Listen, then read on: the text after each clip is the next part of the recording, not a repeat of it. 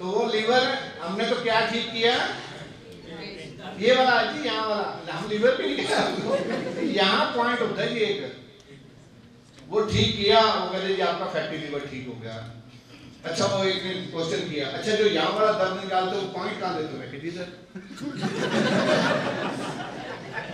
यहाँ तो खाली 1 पॉइंट लीवर इनटू 6 देखिए फैटी लीवर ठीक हो गया। कोलेस्ट्रॉल ज्यादा, ट्राइग्लिसराइड ज्यादा, कोलेस्ट्रॉल जो है अलग केमिकल बनाने के लिए जो लीवर यूज करता है वो यूज नहीं कर रहा, आपने लीवर को काम पे लगा दिया, लीवर ने ब्लड में से सारा कोलेस्ट्रॉल उठा लिया, ब्लड का लेवल ठीक हो गया। यही फार्मूला है ना टीचर लोग, अब आप हाँ जी कर सकते हैं ना। तो ठीक क्या किया, पेट ठीक क्या हो गया, 2 3 4 हाँ अच्छा वाले सब क्या था वो 4 क्या टेस्ट होता वो नाम ही भूल गया, CD4 टेस्ट, वो कैसे डाउन आ गया, खाली 1 लिम्फ 1 थाइमस। मामू जी क्या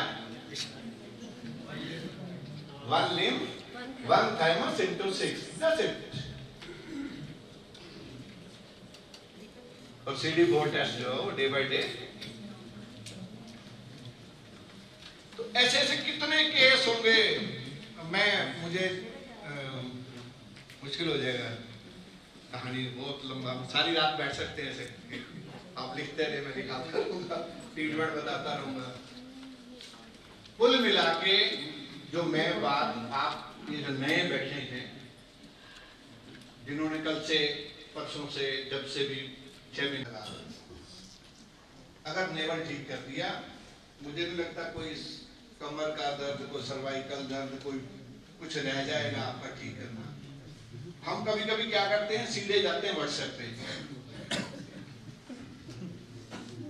वो योद्धा न्यूरोथेरेपी के योद्धा, बड़े बड़े योद्धा वहां डालेंगे ठाक करके अपना, कृपया ट्रीटमेंट बताया जाए, बेस्ट से बेस्ट अच्छे वाला वो भी, फिर 5-7 ज्ञानी लोग उसमें ट्रीटमेंट डालते हैं, ना तो उन्होंने आपके पेशेंट की कोई पेन पॉइंट चेक किया, ना उसमें पूछा, वो भी मैं भी हूँ, फटाक से ट्रीटमेंट बता दो यार, चलो उनका काम है जी।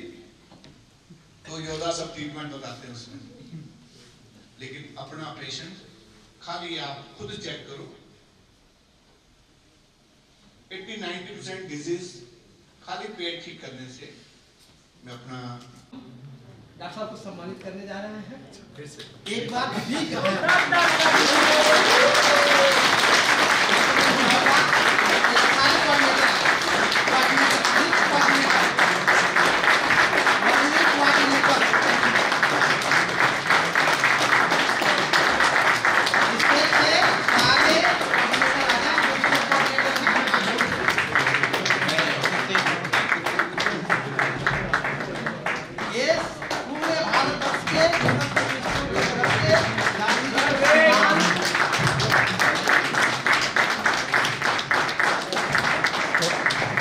सर सेंटर में आ जाइए, सेंटर में आ जाइए।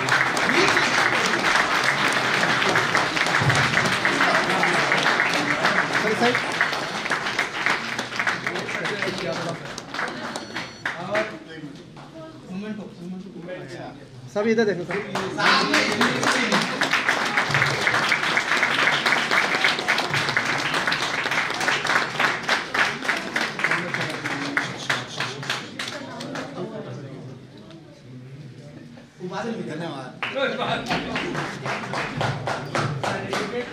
धन्यवाद। सिस्टम यानी इस सिस्टम को हम कैसे ठीक कर सकते हैं, तरह तरह की बीमारियों को कैसे हम मैनेज कर सकते हैं, पेट से रिलेटेड जो बीमारियां हैं, उसी विषय पे एक पूरा कार्यक्रम हमारा आज का और कल का चलने वाला है। इसलिए कमर दुरुस्त कर लेंगे, अभी 10 मिनट का ब्रेक देंगे, जो काफी समय से बैठे हुए थोड़ा सा बोल रहा है, 10 मिनट टाइम देख लेंगे, सभी लोग बुलाना न पड़े किसी को, 10 मिनट में सभी लोग आके अपने जगह पे बैठेंगे और अगला सेशन बहुत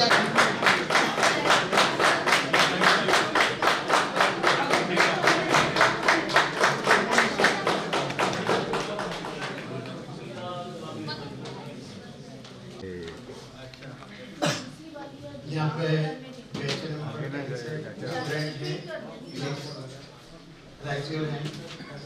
बैच नंबर 10 स्टूडेंट है बैच 10 के 9 के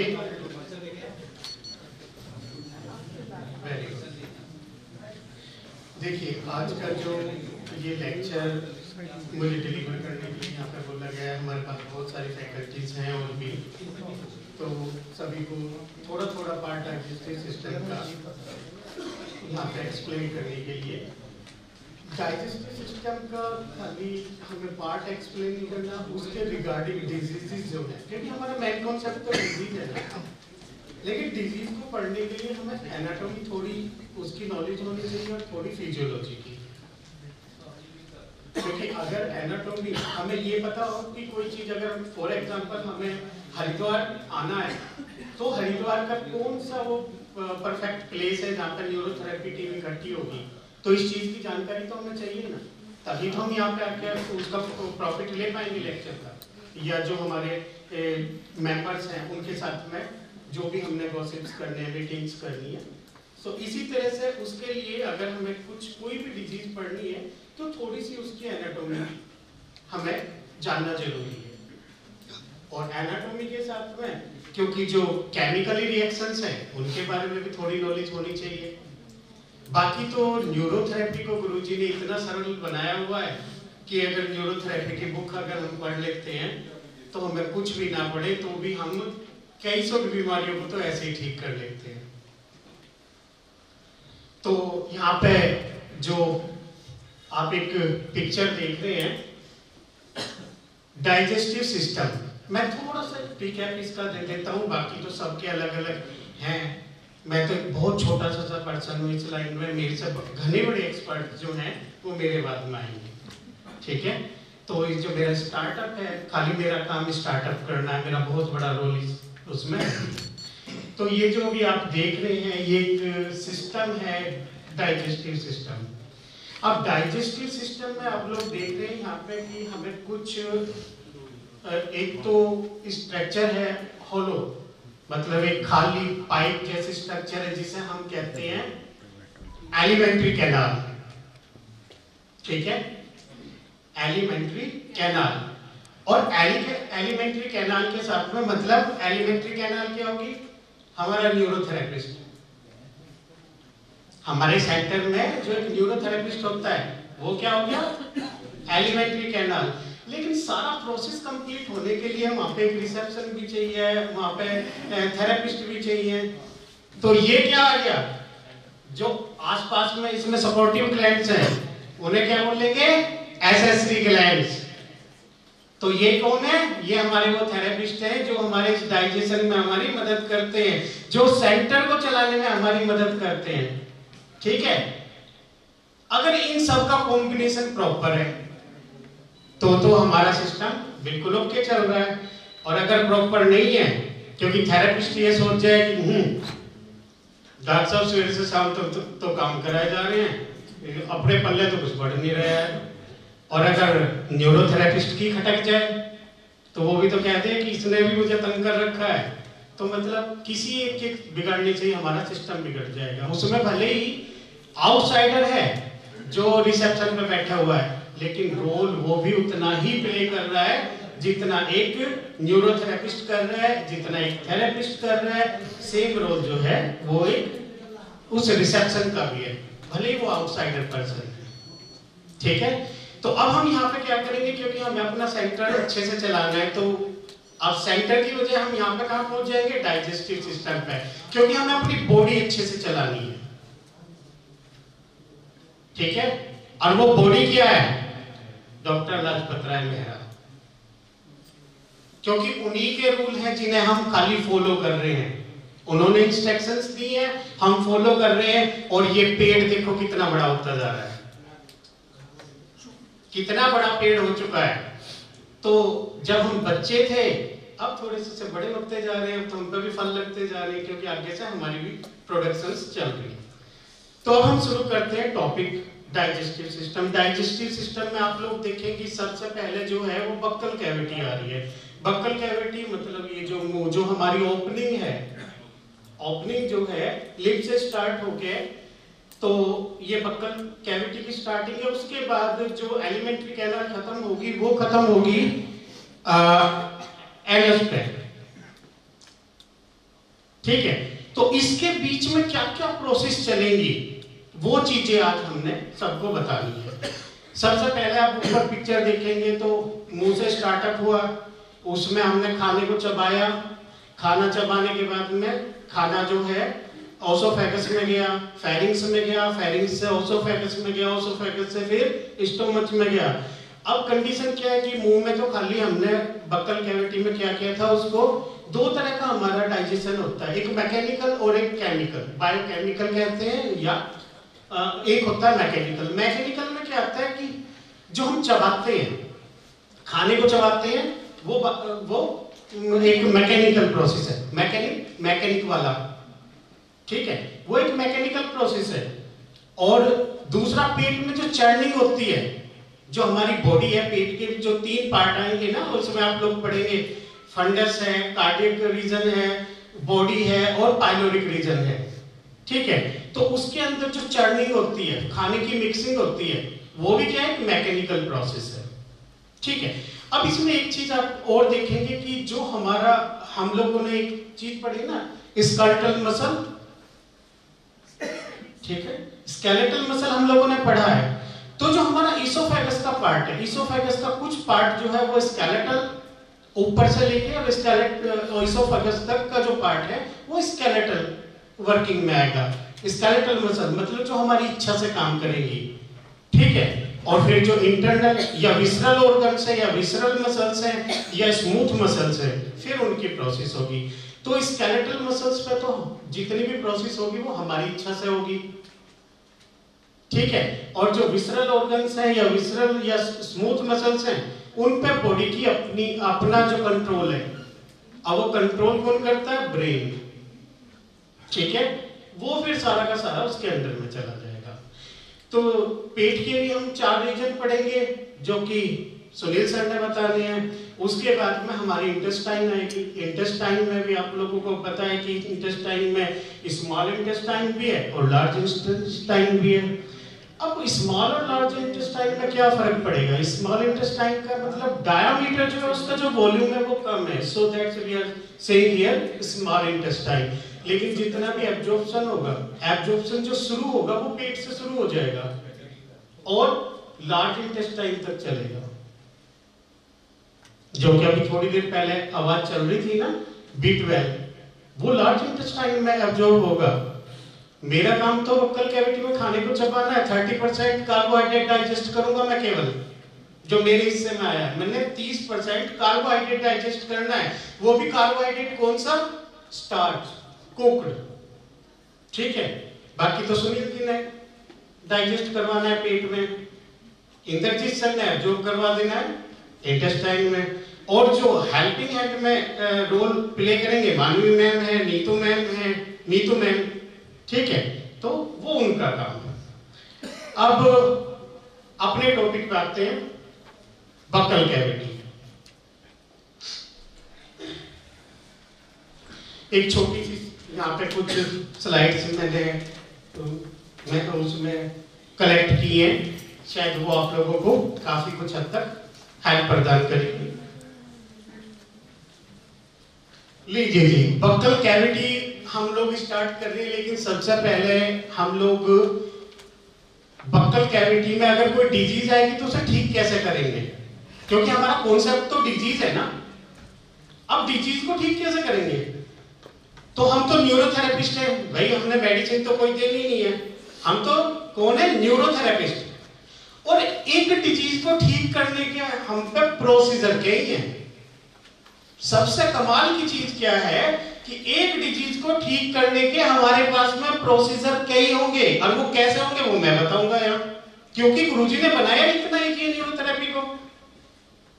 पहला जो कॉन्सेप्ट है न्यूरोथेरेपी में डिजीज, अभी अजय गांधी सर का लेक्चर चला, हमारे लिए बहुत रेस्पेक्टेड है, बहुत सीनियर हैं और उन्हीं से प्रेरणा लेके शायद हम यहाँ तक पहुंचे हैं।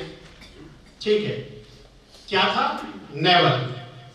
तो अगर नेवल डिस्प्लेसमेंट होगी तो हमें बीमारियां आएंगी। अब वो कैसे आएंगी वो भी पता चलेगा। दूसरा हमारा थीम जो है एसिड एल्कली इम्बैलेंस। भाई या तो एसिड कम हो गया या एल्कली बढ़ गई, रीजन कोई भी हो, डिजीज हमें फेस करनी पड़ेगी। हमने जो अपना ट्रीटिंग मेथड देखना है वो खाली ये 4 जो हमारे मेथड हैं जो हमें गुरुजी ने दिए हैं, इन्हीं के व्याप पे हम न्यूरोथेरेपी की डिजीज को क्योर करेंगे। ठीक है, अब हमें ये नहीं देखना, इसमें बहुत से नाम लिखे पाएंगे मेडिकली, चिलाइटिस है, ठीक है, स्टोमेटाइटिस है, और भी बहुत से मेडिकली टर्म होंगे, लेकिन हमने हर बीमारी को किस एंगल से देखना है कि वो ऑर्गेनल डिजीज है, मतलब पर्टिकुलर ऑर्गन पे कोई इफेक्ट आया है, ठीक है, या किसी दूसरे ऑर्गन के कारण खराब हुआ है, या फिर एसिड एल्कली इम्बैलेंस है, नेवल डिस्प्लेसमेंट है, ठीक है, या फिर जेनेटिकल डिसऑर्डर है। अभी हम यहाँ पे शुरू करेंगे। हमारा सबसे पहला ओरल कैविटी का पार्ट आएगा लिप्स। सभी जानते हैं लिप्स होते हैं, 2 होते हैं, ठीक है। कभी कभी होता है कि किसी किसी के में प्रॉब्लम आती है, क्लेफ्ट लिप एक डिजीज होती है जिसे हमारा जो मेथड क्या था,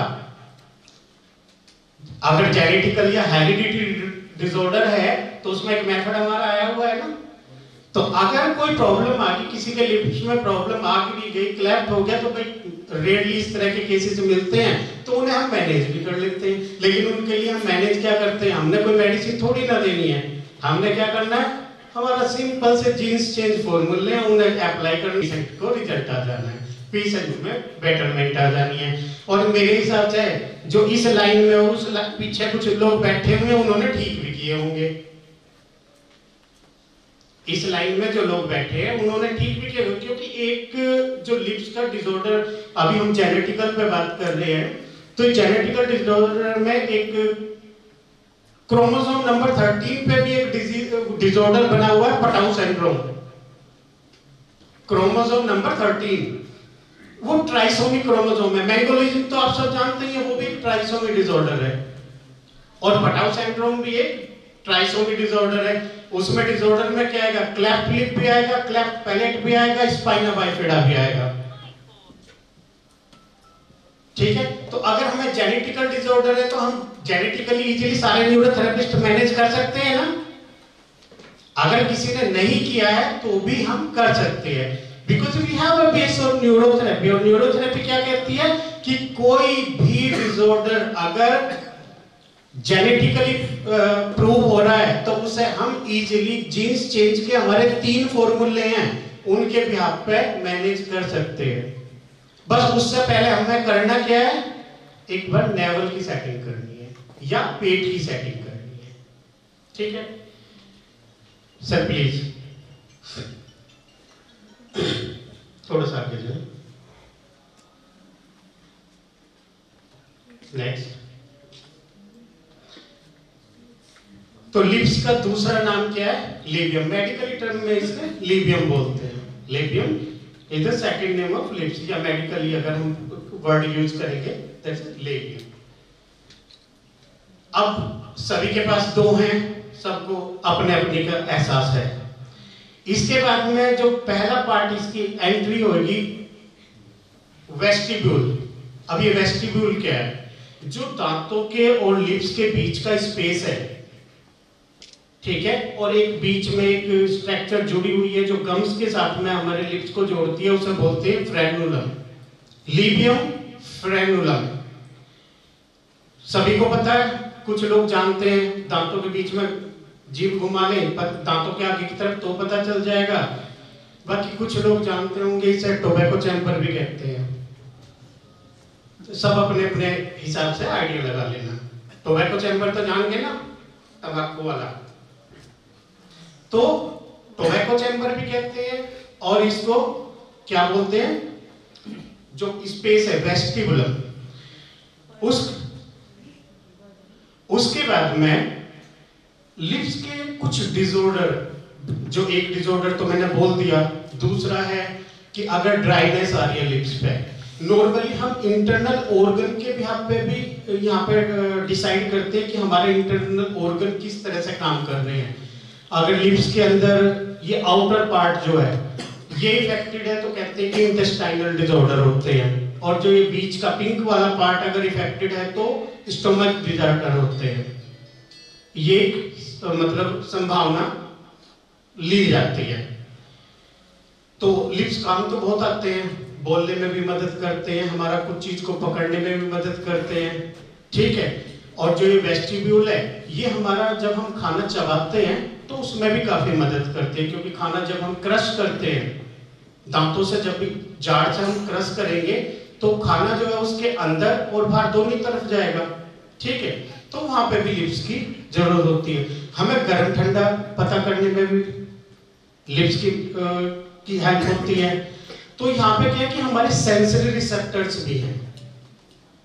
अब ये जो सेंसरी रिसेप्टर्स हैं, ये सेंसरी रिसेप्टर्स काम कैसे करते हैं, ठीक है, क्योंकि ये गर्म का भी पता करेंगे, ठंडे का भी पता करेंगे, पेन का भी पता करेंगे और प्रेशर का भी पता इनसे चलेगा, ठीक है। क्योंकि हमारे जो आप लोगों को सबको पता होगा हमारी 12 क्रेनियल नर्व होती हैं, 12 पेयर ऑफ क्रेनियल नर्व होती हैं। तो 12 पेयर क्रेनियल नर्व में से एक क्रेनियल नंबर 5 होती है, क्रेनियल नंबर 5, तो उसको ट्राइजेमिनल नर्व कहते हैं। अब उसे ट्राइजेमिनल नर्व क्यों कहते हैं, क्योंकि उससे 3 ब्रांचेस निकलती हैं, V1, V2 और V3। तो V1 जो है वो तो हमारे ऑप्थैलेमिक एरिया को कवर करती है, और V2 जो है वो अपर मैक्सिलरी एरिया और मैंडिबुलर दोनों को कवर करती है। जो मैसेज, क्योंकि ये जो है ट्राइजेमिनल नर्व, इसकी जो फंक्शनिंग है बहुत है, सेंसरी और मोटर दोनों। तो अगर हमारे किसी भी पेशेंट को कोई भी प्रॉब्लम आती है कि भाई हमारे पेशेंट के लिप्स फटे हुए हैं, ड्राइनेस लिप्स में आ रही है, तो हम उसे कैसे डिजाइन करेंगे न्यूरोथेरेपी के बिहाफ पे कि भाई ये एसिडोसिस डिसऑर्डर है, इस पेशेंट का ब्लड एसिड इंक्रीज हुआ है, क्योंकि ब्लड एसिड नॉर्मली थोड़ा एल्कलाइन होता है, सभी को पता है। उसकी जो नॉर्मल रेशियो है 7.36 to 7.44 है। बुक्स में थोड़ी बहुत वेरिएशन होती है, कुछ 3.5 से बताते हैं और 4.5 तक, तो थोड़ी बहुत वेरिएशन चलती है, क्योंकि मेडिकल जो है वो अनसर्टेन है, ये कहीं पे भी फिक्स नहीं है। हर लेक्चर में आपको, लेक्चर में भी हम लोग बताते हैं कि मेडिकल रीडिंग फिक्स नहीं है, मेडिकल में बहुत वेरिएशंस है। और आज हम कुछ पढ़ रहे हैं, आने वाली जो नया कोई एडिशन आएगा उसमें कुछ चीजें चेंज हो जाती हैं। तो जो मेडिकल बुक्स पढ़ते हैं उन्हें इस चीज का पता भी है, क्योंकि जो पिछला एडिशन है उसमें और अगले एडिशन में कुछ ना कुछ वेरिएशंस आ जाती हैं, ठीक है। तो अब कंडीशन क्या है कि हमारा जो मेन कॉन्सेप्ट है कि एक तो अगर किसी के ड्राई लिप्स हो रहे हैं तो हम उसे इजीली डिफाइन करेंगे, भाई एसिडोसिस डिसऑर्डर है और इस पेशेंट को हम ऐसे ट्रीटमेंट देके मैनेज कर लेंगे, ठीक है। बाकी डाइट में क्या होगा वो तो मीतो मैम ने बताना है, वो उनका कॉन्सेप्ट है। लेकिन ट्रीटमेंट क्या दे सकते हैं, वो एसिड है। अगर उस चीज में भी लग रहा है कि हमें समझ नहीं आ रहा, तो हम इजीली 5 मेडुला देके अपर लिप में प्रॉब्लम हो तो भी सॉल्व कर लेंगे, और लोअर लिप में प्रॉब्लम हो तो भी सॉल्व कर लेंगे, क्योंकि क्रेनियल कमांड हमारे हाथ में है। गुरुजी ने बहुत अच्छा सॉल्यूशन बताया हुआ है कि क्रेनियल नर्व को स्टिमुलेट करो और डिजीज को सॉल्व करो। हमें ये जरूरी नहीं है कि हाँ जी हमने उसे एसिड ही देना है। अगर नहीं लग रहा है तो कि भाई हमें समझ नहीं आ रहा, तो न्यूट्रल पोजीशन पे ले जाते हैं और हम क्रेनियल नर्व के बिहाफ पे भी 5 मेडुला देके अगर हमारे अपर और लोअर लिप में कोई प्रॉब्लम है तो मैनेज कर सकते हैं, ठीक है। ये कुछ डिसऑर्डर आप देख रहे हैं, ठीक है। तो इसमें हमने 2 मेथड और देखने हैं, क्योंकि यहाँ पे एक चीज और ऐड होगी कि या तो डिजीज इन्फ्लामेटरी होगी या फिर इन्फेक्शन होगी। तो एक स्पेशल हमारी जो इन्वेंशन गुरुजी की यहाँ पे क्या है, भाई इन्फ्लामेशन है तो हम एडीआर ऐड करेंगे, और अगर इन्फेक्शन है तो थाइमस से सॉल्व कर लेंगे। ठीक है, अब एक ही डिजीज को सॉल्व करने के हमारे पास तरीके कितने हो गए? 3। ठीक है, बहुत इजी सा मेथड है, और अगर किसी को थोड़ा सा भी इस चीज पे टारगेट करेगा तो कोई भी डिजीज को इजीली मैनेज कर सकता है। एंड आई थिंक सो फिर उसे ये कहने की जरूरत नहीं पड़ेगी कि एक बढ़िया सा ट्रीटमेंट बता दो। और जो इस टीम का मेथड है, ये जो टीम है, ये जो यहाँ पे एम्पायर खड़ा कर रहे हैं इस टीम का, इसका मेथड ये है कि कोई किसी पे डिपेंड ना हो, सारे इंडिपेंडेंट बने। तो हमारा जो मोटिव है वो है कि आप सभी को वो चीज सिखाई जाए कि हम कैसे क्या करेंगे। फॉर्मूले ना सिखाए जाए, हम बीमारी की जड़ को कैसे खत्म करेंगे, क्योंकि हमने तो बीमारी की जड़ खत्म करनी है। ये तो थोड़े थोड़े से उसकी ब्रांचेस आई हुई है भाई। ब्लड एसिड हुआ, उसमें स्किन भी ड्राई होगी, डैंड्रफ भी हो गया, और लिप भी ड्राई हो गए, और भी बहुत से डिसऑर्डर आ गए, कॉन्स्टिपेशन भी होगा, पाइल्स भी होगी, सारे डिसऑर्डर। लेकिन उसका जो बेसिक कॉज क्या है? कॉज तो एसिड है ना, ब्लड एसिड का इंक्रीज होना।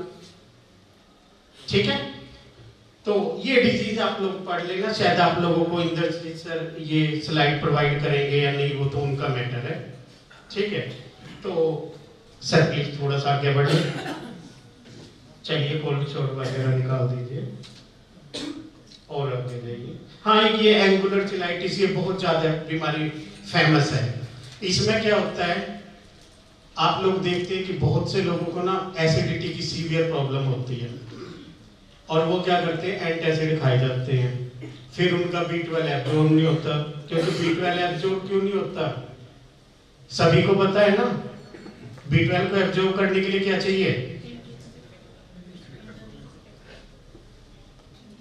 Right, intrinsic factor. अब इंट्रिंसिक फैक्टर कहां पे बनेगा? पेट में बनेगा। अब देखिए, अगर पेट में इंट्रिंसिक फैक्टर एंटासिड खाएंगे तो बनेगा कैसे?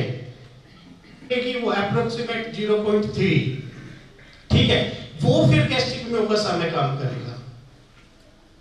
ठीक है, तो जो हमारे सेल हैं जो इंट्रिंसिक फैक्टर बनाएंगे, वो तो काम ही तब करेंगे जब उन्हें प्रॉपर एनवायरनमेंट मिलेगा। अब एंटासिड खा के तो हमने वो खराब कर लिया, B12 एब्जॉर्ब नहीं होगा तो क्या होगा? ये साइडों में कट्स लगने शुरू हो जाएंगे। एंगुलर चिलाइटिस इसे बोलते हैं।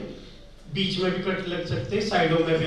तो मोस्टली क्या होती है कि ये B12 की डेफिशिएंसी होती है। अब इसमें कोई आपको कहेगा B1 की डेफिशिएंसी होगी, कोई B6 की बताएगा, लेकिन हमारे लिए तो B12 है। और B12 हमारा कहाँ पे अब्जॉर्ब होएगा? लार्ज इंटेस्टाइन में। अब उसके लिए मदद किसकी मदद की जरूरत पड़ेगी? इंट्रिंसिक फैक्टर की। तो हमें इंट्रिंसिक फैक्टर भी बनाना आता है, और हमें B12 को एब्जॉर्ब इंटेस्टाइन में भी कराना आता है। कॉन्सेप्ट क्या बना? Naval displacement. ठीक है, अब है तो प्रॉब्लम किसकी? चिलाइटिस। और हम ठीक क्या करेंगे? नेवल सेट हो जाएगी, उसकी एसिडिटी, क्योंकि सीसीके और सिक्रेटिन प्रॉपर्ली वर्क करेंगे, और सीसीके सिक्रेटिन प्रॉपर्ली वर्क करेंगे तो एसिडिटी जो है वो कवर हो जाएगी, मैनेज हो जाएगी, एसिडिटी खत्म होगी, प्रॉब्लम खत्म होगी। हमने पेट ठीक किया। और तो उसने एक बार लेक्चर दिया था, क्योंकि हर जब सेल बनती है ना ब्लड की, तो उसके साथ में एक स्टेम सेल बनती है।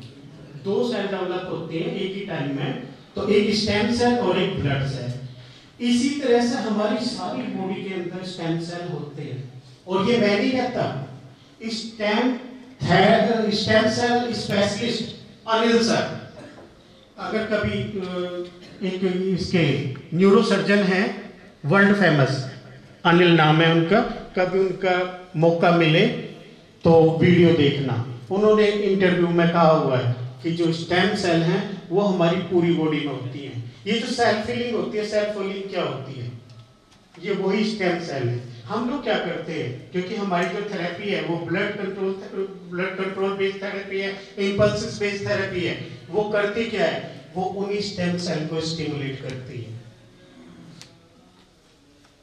ठीक है, तो उसी से हमारी बॉडी जो है हील करती है, और वही हीलिंग जो आप क्लिनिकों में चमत्कार करते हैं वो करते हैं।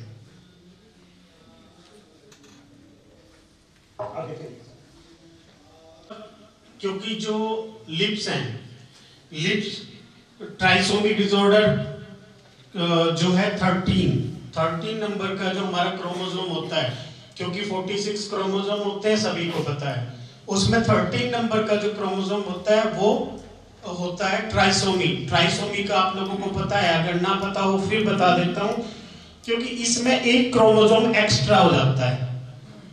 मैंगोलिज्म के हिसाब से 21 ट्रिपलो के नाम से आपको शायद ज्यादातर लोगों को पता होगा, ठीक है। मैंगोलिज्म जो डिसऑर्डर है, डाउन सिंड्रोम, उसके नाम से आप जानते हैं, वो भी ट्राइसोमी है, बट वो 21 का है और ये जो है ये 13 का है, तो इसे बोलते हैं पटाउ सिंड्रोम। इसमें स्पाइना बाइफिडा और ये क्लेफ्ट लिप, क्लेफ्ट पैलेट, ये डिसऑर्डर आते हैं। ये इसकी जो सर्च हुई थी तकरीबन 1960 में हुई। ये केस हम पहले से हैंडल करते आ रहे हैं, ठीक है। गुरुजी ने हमें बताया है कि अभी इसमें हम क्या करते हैं, हम तो वही देखते हैं, अगर किसी को क्लेफ्ट लिप है, क्लेफ्ट पैलेट है, तो हम उसमें क्या सर्च पूछते हैं उसकी मदद से, प्रेगनेंसी में फोलिक एसिड की डेफिशिएंसी तो नहीं थी, तो वो तो कहेंगे जी मुझे तो पता नहीं, ठीक है। लेकिन गुरुजी ने स्पेशली लिखा हुआ है कि उसे फोलिक एसिड की डेफिशिएंसी होगी ही होगी। अपने जो ट्रीटमेंट है 2 और पेशेंट का रिजल्ट भी आएगा ही आएगा, मैंने लिया है।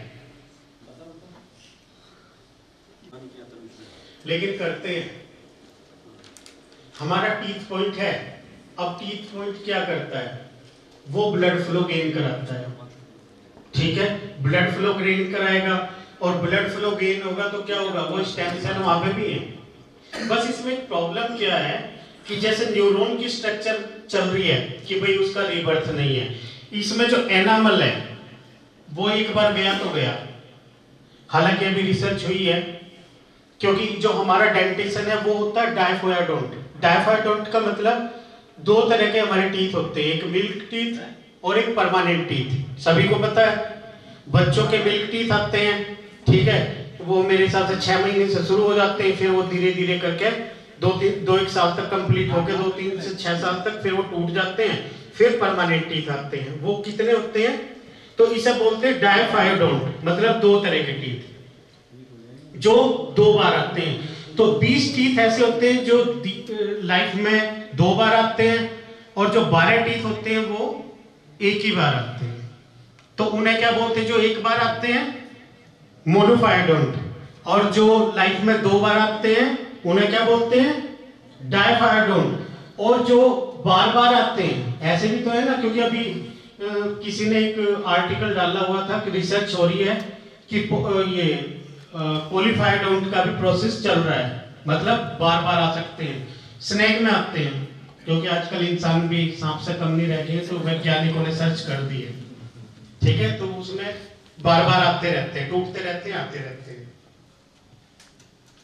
अब हमारे टीथ होते हैं कितने तरह के हैं। जो हमारे फ्रंटल टीथ हैं इन्हें बोलते हैं इंसाइजर, ठीक है। उसके बाद में जो वैम्पायर टीथ होते हैं, बड़े वाले जो होते हैं, इन्हें बोलते हैं, ठीक है, वो 70% करेगा, और सब लिंगुअल जो है वो तकरीबन 5% करेगा। लेकिन इसमें क्वालिटी क्या है कि जब आप लोग जो भी खाते हैं, तंबाकू खाते हैं ना, थूक देते हैं, उसमें पैरोटिड ग्लैंड का सलाइवा नहीं होता, उसमें खाली जो म्यूकस है, जो ये 70% और 5% बना रहे हैं, इसमें ज्यादा क्वांटिटी में म्यूकस होता है। क्योंकि सलाइवा में मेन क्या होता है कि सलाइवा में 99% पानी होता है, खाली 1% ऑर्गेनिक एंड इनऑर्गेनिक कंपोनेंट होते हैं। हालांकि मेडिकल कहता है कि जो टॉन्सिल्स हैं ये वेस्टिजियल है, मतलब इनकी हमारे शरीर में कोई जगह नहीं है। लेकिन ये इवैल्यूएशन है, जो क्योंकि जो ह्यूमन इवैल्यूएशन है, जब आप हम लोग उसे पढ़ते हैं ना, तो उसमें इस चीज को बताया जाता है कि हर चीज वेरिएबल थी भी, और न्यूरोथेरेपी मानती है कि आज भी न्यूकोसल ये है, वो है पार्ट एक जिसने उसको जोड़ा हुआ है गम्स के साथ जोड़ा हुआ है लिप्स को, और उसमें भी फ्रेनुलम में भी वही पार्ट है। मतलब अकॉर्डिंग टू जो है ऑर्गन, उनके थोड़े से नाम चेंज कर दी। रिप्रोडक्टिव में भी फ्रेनुलम आप लोग टॉन्सिल जो सॉफ्ट पैलेट के पास पाएंगे, और एक बहुत छोटी सी हैंगिंग लाइक स्ट्रक्चर एक बैग की तरह लटका हुआ है, उसे बोलते हैं यूव्यूला। अब यूव्यूला क्या करता है, हम लोगों ने खाना चबाया, चबाने के बाद उसे निकलना शुरू किया, निकलेंगे तो वो खाना नोस्ट्रिल्स के अंदर ना चला जाए, जो हमारे इंटरनल नैरिस है उनमें ना चला जाए, तो उसके लिए क्या है कि वो एक प्रोटेक्शन है। ठीक,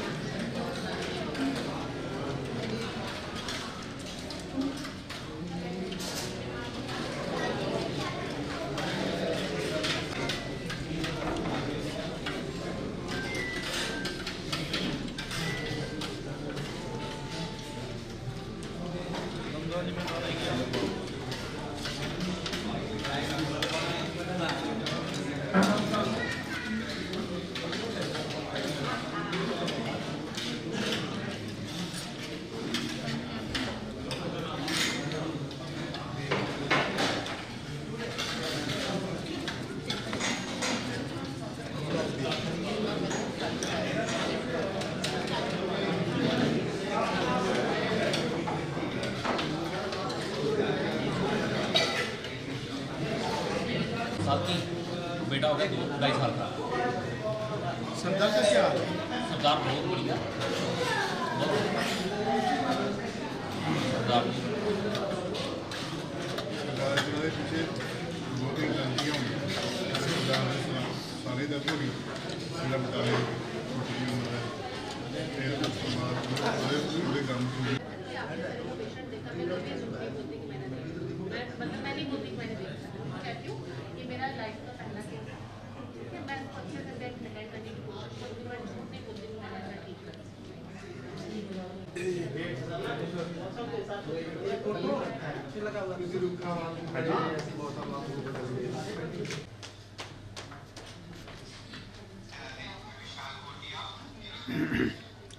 गुड मॉर्निंग, मेरा नाम साक्षी सिंह है और मैं दिल्ली से हूँ। विजेंद्र प्रसाद सर के पास मैं न्यूरोथेरेपी की ट्रेनिंग कर रही थी और मुझे 2 इयर्स कंप्लीट हो गए। Thank you. नमस्कार दोस्त, सभी से मेरा एक अनुरोध है, जो अपना फ़ोन है ना, कृपया करके उसको साइलेंट मोड पे डालो। अभी देखो, अभी जो सेशन चलेगा वो हमारे लिए बहुत महत्वपूर्ण है। हो सकता है आपके लिए नहीं हो, किसी और साथी के लिए हो, तो मेरी आप सभी से हम्बल रिक्वेस्ट है कि अपना जो फ़ोन है वो साइलेंट पर रखना है, ठीक है। किसी को अगर सुनना भी है तो बाहर जाके सुन सकता है, यहाँ नहीं सुने, क्योंकि किसी जब आज जो हमारे जो सेशन है, हमारे जो डॉक्टर साहब आ रहे हैं वो हमारे लिए आ रहे हैं, वो अपने लिए नहीं आ रहे, हमें कुछ ना कुछ मिलेगा। तो सभी से मेरा अनुरोध है। स्पीकर के सामने ना थोड़ा ऐसे आप या तो घूम जाओ या आगे आओ। 1.5 साल से दीपक वगैरह सबके साथ प्रैक्टिस कर। नमस्कार, मैं अली मलिक बिलासपुर यमुनानगर से। मैंने लास्ट ईयर मई में ज्वाइन किया था और दीपक सर से मैं इसकी ट्रेनिंग ले रहा हूँ।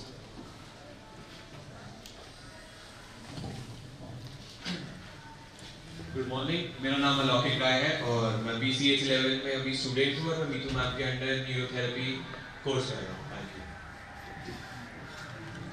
गुड मॉर्निंग, मेरा नाम ममता रोगी है, मैं देहरादून से। मैं अजय गांधी सर के अंदर 1 साल से प्रैक्टिस कर रही हूँ।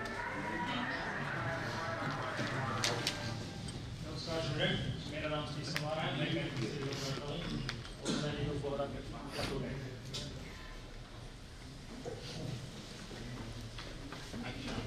मेरा नाम निकिता है, मैं सुल्तानपुर से हूँ। अभिषेक सर के यहाँ मैं 1 साल से न्यूरोथेरेपी का कोर्स करूँ, ग्रेजुएट लेवल में। दिवाकर जी कहीं पर हो तो कृपया मंच पर आए। नमस्कार दोस्तों, मेरा नाम रश्मि है और मैं लखनऊ से हूँ। अभिषेक निगम सर के साथ में मैं पिछले 1.5 साल से न्यूरोथेरेपी कर रही हूँ। मेरा बैच 9 है। गुड मॉर्निंग सबको, मेरा नाम संध्या कुमारी है, B.Ed कर चुकी हूँ लखनऊ से। अभिषेक सर निगम के मैं प्रैक्टिस कर रही हूँ। नमस्कार जी, मेरा नाम देवेंद्र चौहान है, मैं D9 बैच से हूँ। मैं विजय चोकर जी के यहाँ प्रैक्टिस 1 साल से कर रहा हूँ। गुड मॉर्निंग सर, मेरा नाम त्रिलोक चोपड़ा है, मैं सोनीपत डिस्ट्रिक्ट से हूँ और अजय गांधी जी के पास जीरकपुर में प्रैक्टिस कर रहा हूँ। पटना लाजपत राय मेहरा वाणी न्यूरोथेरेपी ट्रीटमेंट ट्रेनिंग सेंटर की ओर से आप समस्त थेरेपिस्टों एवं स्टूडेंटों को बारंबार प्रणाम। अब चर्चा तो हमें यहाँ करने की मौका नहीं मिली है, यहाँ हमें आपको स्वागत के लिए बुलाने का मंच संचालन का मौका मिला है। कहने को तो बहुत कुछ है, पर जो भी मौका मिला मैं उसको छोड़ना नहीं चाहता हूँ। इसलिए थोड़ा मैं योद्धा यानी बैठे हुए हैं जो आप समस्त लोग जानते होंगे, दादा के नाम से प्रचलित हैं, हमारे न्यूरोथेरेपी के संरक्षक हैं। न्यूरोथेरेपी को आगे बढ़ाने में अगर जो फर्स्ट नाम किन्हीं का आता है तो वो नाम आता है जयदेव सिंह दादा। वो आए और मंच पे आए और दीप प्रज्वलन का कार्यक्रम को प्रारंभ करने के लिए उनके साथ अपने डॉक्टर कुलवंत सिंह जी को आमंत्रित करता हूं और मैं अपने प्रिय गुरुजन जिनसे मैं न्यूरोथेरेपी के के बारे में जानकारी प्राप्त किया हूं, डिटेल तो बहुत चलेगी मगर अभी कार्यक्रम जो है दीप प्रज्वलन का है। मैं अपने गुरु डॉक्टर अजय गांधी जी को और उनके साथ आए सर जी, आप तीनों आए आने को तो दीप प्रज्वलन के लिए कार्यक्रम में बहुत सारे लोग हैं, पर सारे लोग को मंच। अब एक राम गोपाल परिहार सर जी हैं, वो भी हमारे मंच पे आए और दीप प्रज्वलन करें।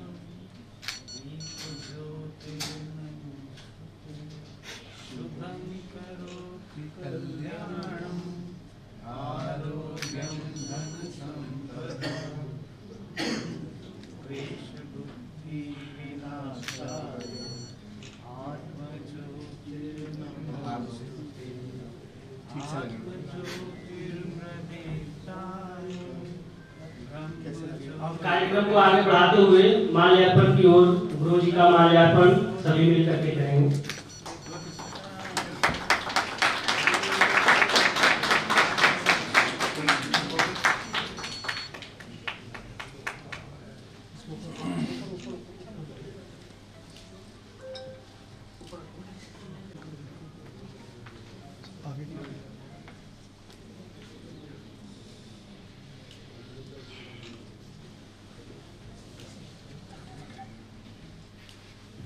अब मैं कार्यक्रम को आगे बढ़ाते हुए अपने बीच जयजीत सिंह दादा का अपने मंच पे आमंत्रित करता हूँ।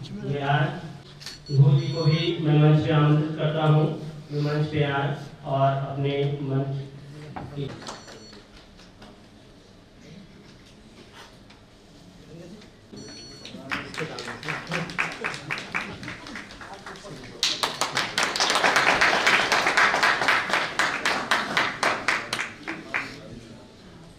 संघ के नाम से सारे लोग अवगत होंगे। अभी के समय जो है वो देश में संघ का ही सबसे बड़ा नाम होता है, क्योंकि यह कार्य के लिए अगर जो हम कहीं से प्रेरित होते हैं तो वो संघ का सबसे बड़ा नाम है। तो संघ के प्रचारक रहे अपने बीच दादा के नाम से जयदेव सिंह दादा, जो अपने जीवन काल का 25% समय जो है संघ को दे चुके हैं। 25% का आशा और हम लोग रखते हैं जी। तो जब जिनसे हम न्यूरोथेरेपी सीखे डॉक्टर अजय गांधी जी, उनको भी जोड़ने का काम अपने बीच जो बैठे हुए दादा वही किए थे, और गुरु जी के माध्यम से दादा ने अपने विचार परिवार की ओर लाने का काम किया, और फिर धीरे धीरे हम लोग अपने पूरे देश में न्यूरोथेरेपी का नींव रखने का काम किया है। यह दादा के लिए एक बार जोरदार ताली हम सभी थेरेपिस्टों की ओर से और सभी स्टूडेंट की ओर से। ताली में दम आना चाहिए क्योंकि दादा का बात है।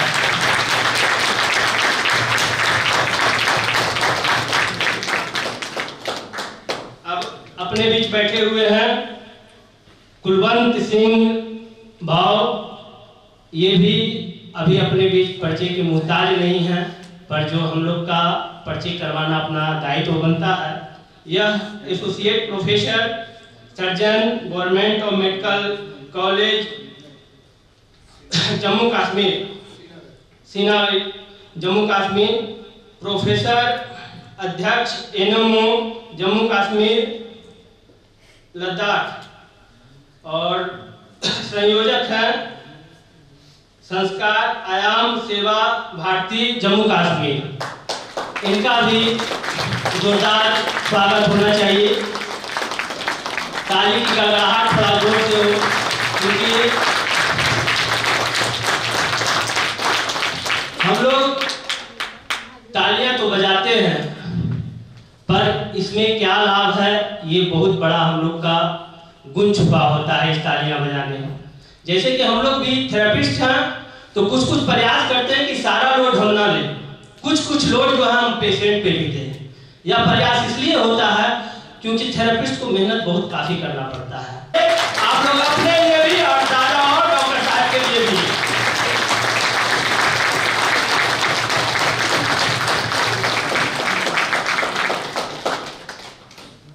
अब मंच की गरिमा को रखते हुए समय मेरे को नहीं देना है, मेरे लिए समय पर्याप्त है। अब मैं अपने बीच अपने मंच पे सबसे पहले दादा को मंच पे आमंत्रित करता हूं और न्यूरोथेरेपी को किस तरह से उन्होंने सबसे पहले मैं डॉक्टर कुलवंत सिंह भाव जी को मंच पे आमंत्रित करता हूं और वो आए और अपना वक्तव्य रखें न्यूरोथेरेपी के प्रति क्या अनुभव है।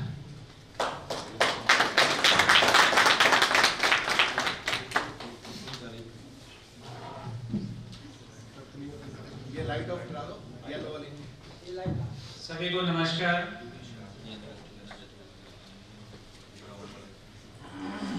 आज का सुबह सुबह ही मुझे बताया गया है कि मुझे यहाँ किसी एक पर्टिकुलर डिजीज पे विचार रखने हैं। तो डिजीज का चयन किया गया है डिजीजेस ऑफ स्मॉल इंटेस्टाइन, यानी छोटी आंत। थोड़ा सा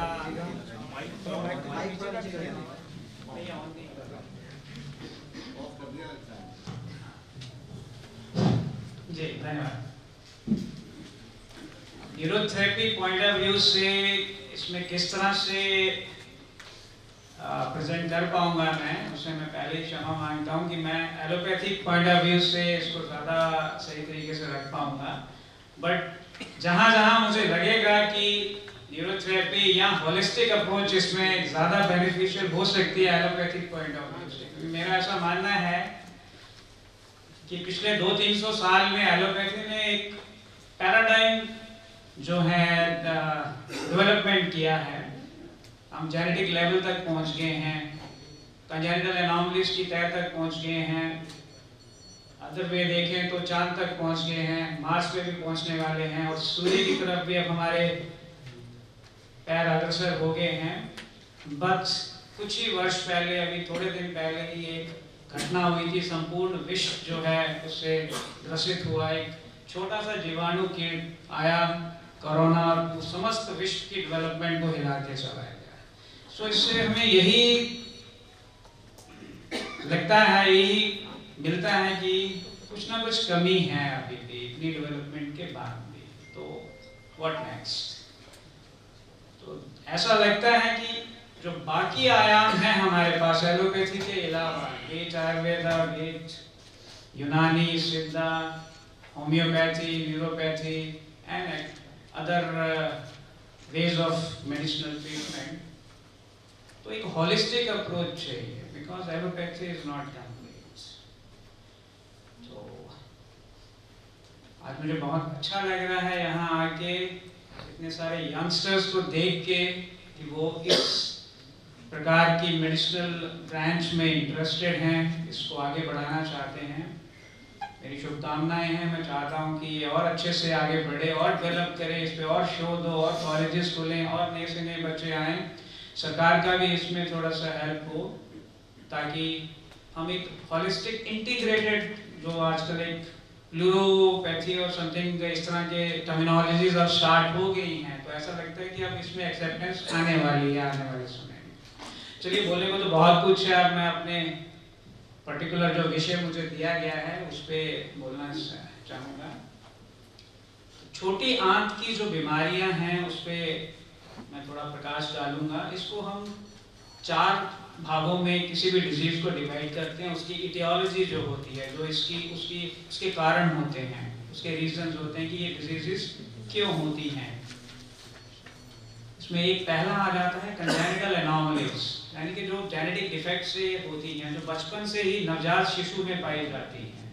वो एक सेट ऑफ डिजीज हो जाता है छोटी इंटेस्टाइन्स का। उसकी अलग लिस्ट है एक। कई बार आंतड़ी पूरा बना ही नहीं होता है, कई बार आंतड़ी में पहले से ही ऑब्स्ट्रक्शन होती है, रुकावट होती है, कई बार आंतड़ी जो है उल्टी होती है, कई बार आंतड़ी डेफिशिएंट ही होती है, होती ही नहीं है। तो इस तरह की कंजेनिटल एनॉमली, कई बार आंतड़ियाँ पेट के अंदर होती हैं तो पेट की जो एंटीरियर वॉल है, आगे वाली वॉल है, वो बनी नहीं होती है, तो हर्निया हो जाता है। ओम्फेलोसील और गैस्ट्रोस्किसिस बोलते हैं उसको एलोपैथिक टर्मिनोलॉजी में। वो आंतड़ियाँ एक गुब्बारे में बाहर होती हैं। तो इन सब कंजेनिटल एनॉमलीज की जो है मेडिकल मैनेजमेंट में सिर्फ सर्जरी की आती है, क्योंकि इनको सर्जरी से ही करेक्ट किया जा सकता है। जैसे इन्फेंटाइल हाइपरट्रॉफिक पाइलोरिक स्टेनोसिस होता है, एक छोटा बच्चा होता है, उसमें पाइलोरिक जो स्टोमक के नीचे वाला हिस्सा होता है उसमें सूजस होती है, रुकावट होती है, वो बचपन से ही प्रेजेंटेशन शुरू हो जाते हैं। इस तरह काफ़ी बीमारियां हैं जो छोटी आंत की जो है बच्चों में ही पाई जाती है। उसको हम बाद में थोड़ा सा ज़्यादा डिटेलिंग में मैं बताऊंगा नहीं, मेरे पास समय की मर्यादा है, समय बहुत कम है। इस पर पूरा एक वॉल्यूम ऑफ बुक्स हैं इन डिजीजेस पे, बट छोटा छोटा सेलिएंटली मैं इनको टच करूँगा हर डिजीज को। दूसरे प्रकार की डिजीजेस आ जाती हैं इन्फ्लेमेटरी डिजीजेस। इन्फ्लेमेटरी मीन्स जो इन्फेक्शन के कारण होती हैं। इन्फेक्शन में अंदरूनी इन्फेक्शन भी हो सकता है, बाहरी इन्फेक्शन भी हो सकता है। उसमें कुछ जेरासीम जिन्हें बैक्टीरिया वायरसेस बोलते हैं, उनके कारण ये हो सकती हैं। जैसे कॉमनली आती है डायरिया हो जाता है, जिसमें टाइफाइड बोलते हैं, वो भी एक प्रकार की छोटी स्मॉल इंटेस्टाइन की डिजीज है। ट्रॉपिकल वो होता है सीलिएक डिजीज आ जाती हैं हमारी इन्फेक्शन वाली डिजीज जो है, इलियाइटिस, कोलाइटिस, ड्यूडेनाइटिस, इस तरह से इन्फेक्शन वाली डिजीज आ जाती हैं। तीसरी प्रकार की आती हैं जो कि ये इन्फ्लेमेटरी डिजीज किसी में भी हो सकती है, बच्चों में भी हो सकती है, एडल्ट्स में भी हो सकती है, बुजुर्गों में भी हो सकती है। फिर एक कॉमन डिजीज आजकल जो पाई जाती है बिकॉज ऑफ आवर लाइफस्टाइल, हमारा लाइफस्टाइल ऐसा हो गया है कि हमें सब कुछ जल्दी जल्दी चाहिए, टेस्ट भी करना है, हर चीज़ खानी है, हर चीज़ का टेस्ट करना है। वो देखा है ना, शादी ब्याहों में हम लोग जाते हैं, अलग अलग स्टॉल लगे होते हैं, तो यही नज़र रहती है कि कोई स्टॉल छूट नहीं जाए। हम टेस्ट तो कर लेते हैं, लेकिन उसका फ्रंट जो है वो हमारा बॉडी बियर करता है, हमारी आंतड़ियाँ बियर करती हैं। क्योंकि आजकल ओवर द काउंटर ड्रग्स इतनी मिल जाती हैं, ठीक है खा लेते हैं, गोलगप्पे भी पैरासिटामोल खा लेंगे, पेंटाप्रोजोल खा लेंगे बाद में, तो वो चीज़ भी ठीक नहीं है। तीसरे प्रकार का ग्रुप आ जाता है नियोप्लास्टिक डिसऑर्डर्स। ये ज़्यादातर बुजुर्गों में देखा जाता है। ऐसा क्यों है कि ये बुजुर्गों में होता है, एडल्ट्स में और बच्चों में आजकल तो थोड़ा शिफ्ट हो गया है, धीरे धीरे ये डिजीजेस एडल्ट्स में भी होना शुरू हो गया, और इवन 16-16, 17-17 साल के बच्चों में अब कैंसर होना शुरू हो गया है। तो उसकी कोई वजह होती है, उसकी वजह यही है कि हमारा लाइफस्टाइल। पहले वो बुजुर्गों में इसलिए होती थी कि उन जो इंसल्ट्स होती हैं बॉडी के ऊपर, जो हम चीज़ें करते हैं हमारी लाइफस्टाइल में हम करते हैं, उसका जो अटैक है धीरे धीरे धीरे धीरे होता रहता है। जैसे कोई मांस बहुत ज़्यादा खाता है, मीट ईटिंग पॉपुलेशन भी is a big number even among our Sanatani Hindus.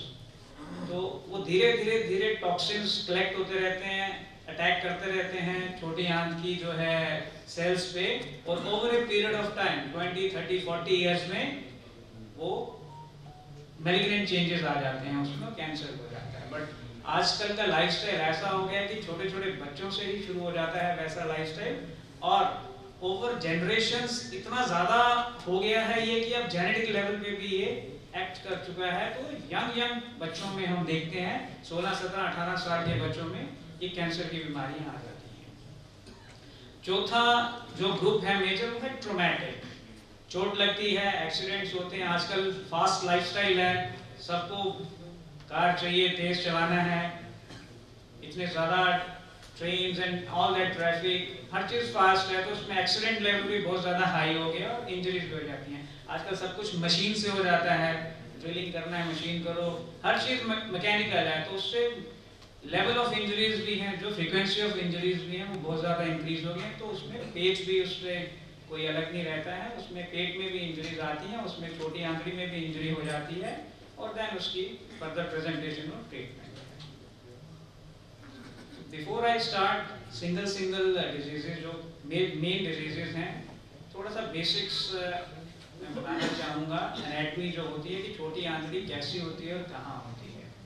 छोटी आंतड़ी हमारा वो हिस्सा है जो स्टमक, जब हम खाना खाते हैं जहाँ पे स्टोर होता है फूड फॉर सम टाइम और एसिड उस पर एक्ट करता है, तो उसके बाद का जो हिस्सा होता है इट स्टार्ट्स अराउंड 4 से 6 मीटर का होता है between stomach, pylorus and start of the large intestine. जैसे स्मॉल इंटेस्टाइन होता है, छोटी आंतड़ी होती है, बड़ी आंतड़ी भी होती है, बट स्मॉल इंटेस्टाइन और लार्ज इंटेस्टाइन के जो फंक्शंस हैं वो अलग अलग हैं और स्ट्रक्चर वाइज भी अलग अलग है। Small intestine it starts distal to the pylorus of the stomach up to the start of the large intestine, that is ascending colon। 4 से 6 मीटर होता है ये। इसको 3 पार्ट्स में डिवाइड करते हैं depending upon why it has been divided, because यहाँ अलग अलग सिक्रीशंस आते हैं। असली काम तो हमारी इंटेस्टाइन का यही होता है एब्जॉर्प्शन, कि जो हम खाना खाते हैं उसमें से हम न्यूट्रिएंट्स हमारी बॉडी जो एक्सट्रैक्ट आउट करती है वो स्मॉल इंटेस्टाइन के थ्रू ही होता है। और ज़्यादा एब्जॉर्प्शन इसमें प्रॉक्सिमल और डिस्टल स्मॉल इंटेस्टाइन में होता है। उसको 3 में डिवाइड किया हुआ है। पहला पार्ट आ जाता है ड्यूडेनम, ये अराउंड 10 इंचेस का होता है, 25 to 30 सेंटीमीटर्स का। दूसरा पार्ट आ जाता है jejunum, that is around 1/3 of the small intestine total है, उसको ले सकते हैं 1 से 1.5 मीटर तक। एंड लास्ट पार्ट आ जाता है आइलियम।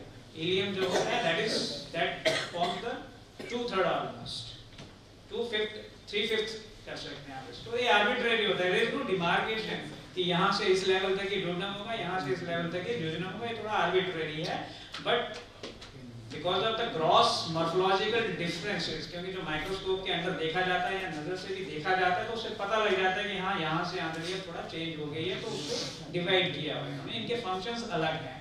मेन फंक्शन पूरी आंतड़ी का एब्जॉर्प्शन होता है, बट कौन सा न्यूट्रिएंट कहाँ एब्जॉर्ब होगा ये एलुसिडेट हो गया है कि ड्यूडेनम में अलग प्रकार के न्यूट्रिएंट्स एब्जॉर्ब होते हैं, ज्यूजिनम में अलग प्रकार के होते हैं और आइलियम में अलग प्रकार के होते हैं। यहाँ सिक्रीशंस भी अलग अलग आती हैं। जैसे स्टोमक में हमारा सिक्रीशन आता है एसिड का, वो न्यूट्रलाइज करता है बाकी खाने को, चर्निंग होती है, खाना प्रोसेस होता है, स्मॉल उसमें चला बिट्स एंड पीसेस में। जब ड्यूडेनम में आते हैं तो ड्यूडेनम में हमारा ओपन होता है, कौन कौन सा डाइजेस्टिव सिक्रीशन आता है? Let's ask the youngsters. Stomach में तो एसिड आ गया, जैसे ड्यूडेनम में कौन सा ओपन अप करता है चैनल जिससे कि डाइजेस्टिव एंजाइम को आता है? Bile, yes, very good. Bile from liver. Liver produces it, bladder stores it, and then it passes through the common bile duct into the second part of the duodenum through papilla. उसके साथ एक और secretion आता है, not only liver का secretion bile हो गया, एक और सेक्रेशन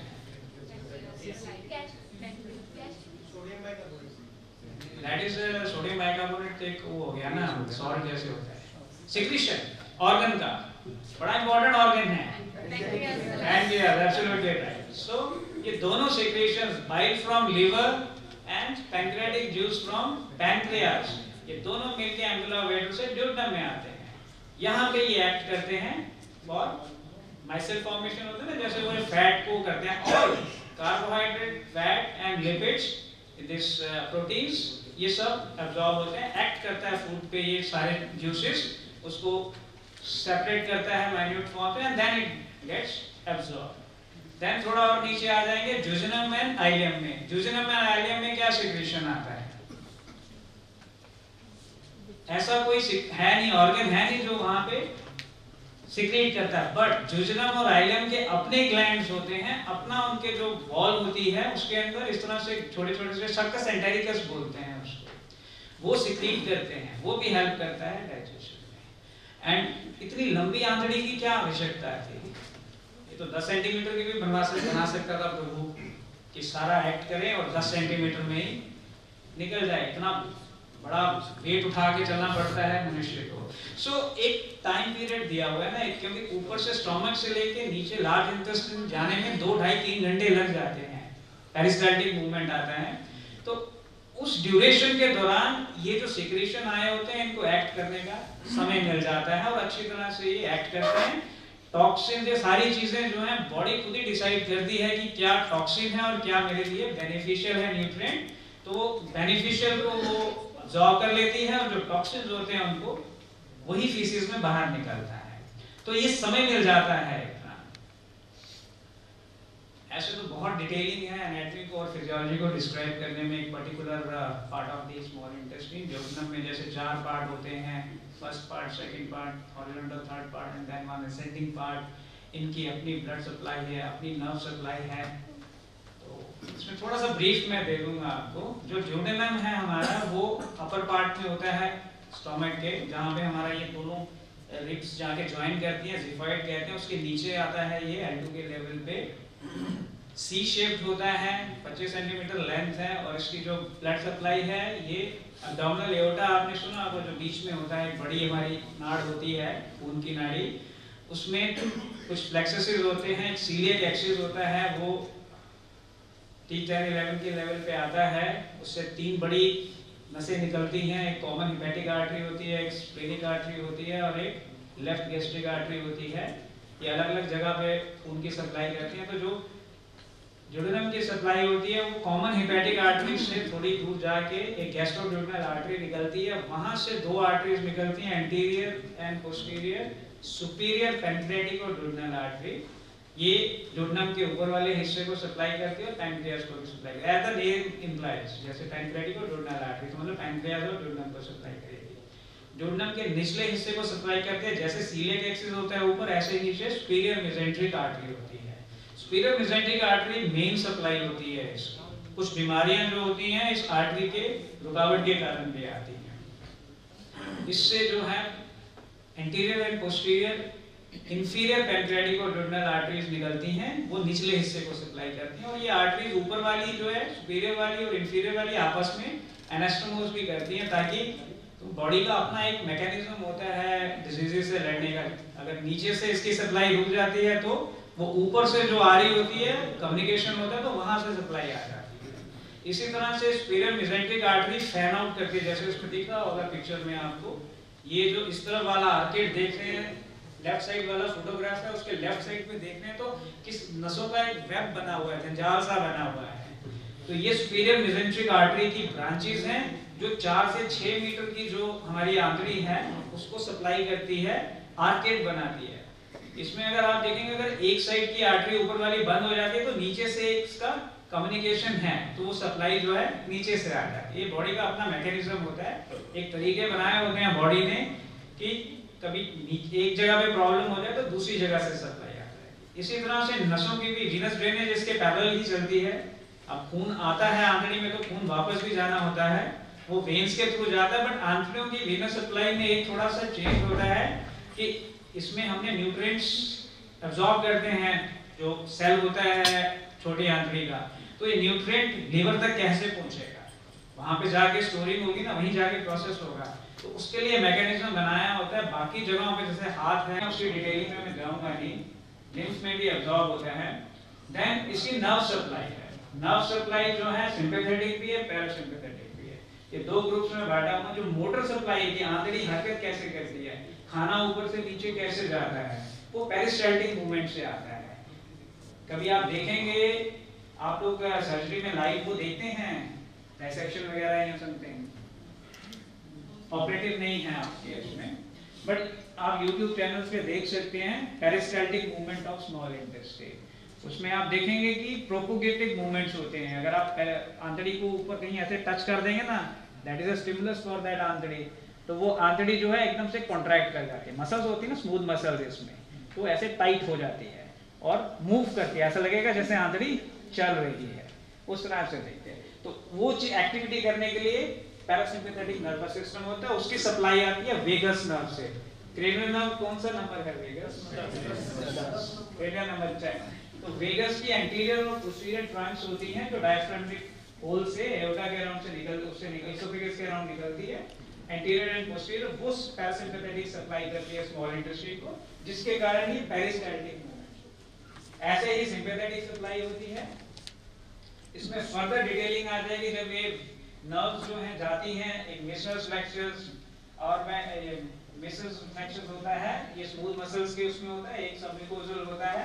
इसकी भी अलग अलग डिजीजेस हैं बच्चों की, जैसे मैं कंजेनिटल एनोमलीज आपको बता रहा था, जिनमें ये फ्लेक्सर्स एब्सेंट होते हैं, उसको एक डिजीज होती है बच्चों में, उसको हर्षस्प्रंग डिजीज कहा जाता है। वो बड़ी आंतड़ी की डिजीज है, उसमें कॉन्स्टिपेशन हो जाता है बच्चे को, बच्चा अपना स्टूल पास नहीं कर सकता है, पेट फूल जाता है, आंतड़ी फूल जाती है।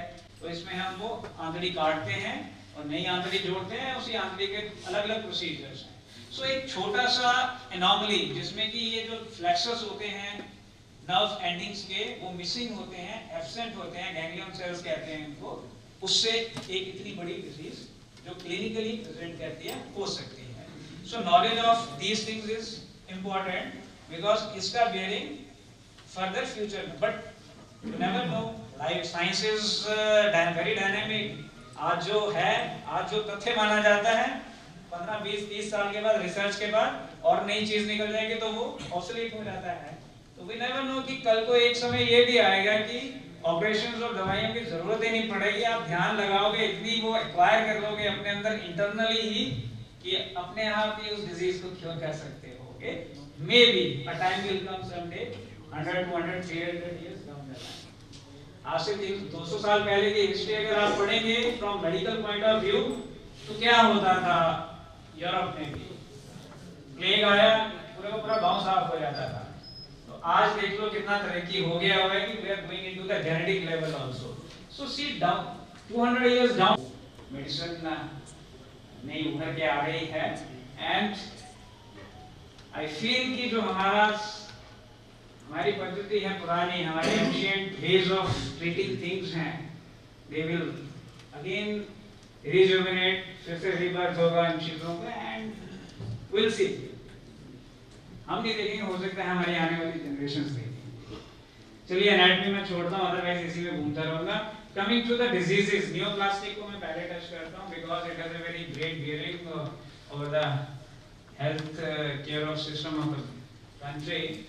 इसमें जो कैंसर्स हैं इनको दो तरह से डिवाइड किया गया। एक कैंसर्स होते हैं बिनाइन, हालांकि ये ग्रोथ होती है इसमें लेकिन ये इतने खतरनाक नहीं होते हैं, इतने डेंजरस नहीं होते हैं, लाइफ थ्रेटनिंग। अगर इनको ट्रीट कर दिया जाए, जैसे किसी को छोटी आंतड़ी में कहीं कैंसर है, रसोली हो गई है, कैंसर है, रुकावट आते हैं, थोड़ी कॉस्टली टेस्ट है बट पता लग जाता है कि हाँ ये इस तरह का CEA लेवल कहते हैं इसको, तो इस तरह का कैंसर है। तो अगर वो बिनाइन लेजन है, मैलिग्नेंट नहीं है, अगर आप उसका काट के जोड़ देते हो आंतड़ी, दैट इज क्योरेबल। उसके बाद इंसान जो है 30, 40, 50 साल जी जाता है। बट अगर वो मैलिग्नेंट टाइप का कैंसर है उसमें जो है लाइफ एक्सपेक्टेंसी कम हो जाती है बिकॉज मैलिग्नेंट जो कैंसर होता है उसका जो फैलाव है वो पूरी बॉडी में हो सकता है। उसका जो अंश है वो लिवर में भी चला जाता है, ब्रेन में भी चला जाता है, किडनीज में भी जा सकता है, लंग्स में भी जा सकता है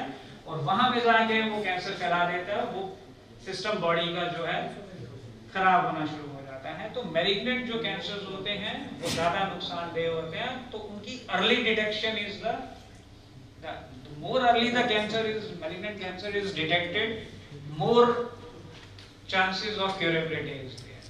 जैसे अगर कोई एक मैलिग्नेंट कैंसर को इमीडिएटली पता चल गया है, उसका आपने ट्रीटमेंट कर दिया। आजकल तो ट्रीटमेंट के बड़े तरीके आ गए हैं, एक तो हो गया सर्जरी, आजकल कीमोथेरेपी भी आ गई है, but chemotherapy is a double edge sword. ये भी होता है cancer but chances are very less. Percentage of population getting non smokers getting lung cancer is very less as compared to the person population having smoking as well। तो इसी तरह से आंतड़ी के cancer में भी खाना पीना जो होता है उस पे उसका बेयरिंग है। जैसे अगर आप कॉन्स्टिपेटिंग डाइट लेंगे, कॉन्स्टिपेटिंग डाइट में क्या क्या आता है, एक तो मीट आ जाता है, मांस, किसी भी प्रकार का मांस, मछली, अंडा, मांस, चिकन, मटन, ये सब कॉन्स्टिपेटिंग डाइट में आता है। नॉर्मल रूटीन डाइट में कौन कौन सी डाइट कॉन्स्टिपेटिंग होती है? दूध, milk is also constipating, rice is also constipating, wheat is non constipating। इस तरह से sugar that is non constipating, diarrhoeal है। इसीलिए हम शायद गुड़ खाते हैं, रात को दूध जब पीते हैं तो गुड़ वाला दूध पीते हैं, क्योंकि ये मान्यता है कि इससे कॉन्स्टिपेशन नहीं होती है, you can freshen up early in the morning. तो इस तरह का लाइफस्टाइल जो हमारा है वो हमें चेंज करना है, तो हम इस तरह की जो डिजीजेस हैं उनको कर्व कर सकते हैं। बहुत ज्यादा एसोसिएशन है कॉन्स्टिपेशन का कैंसर के साथ। क्यों?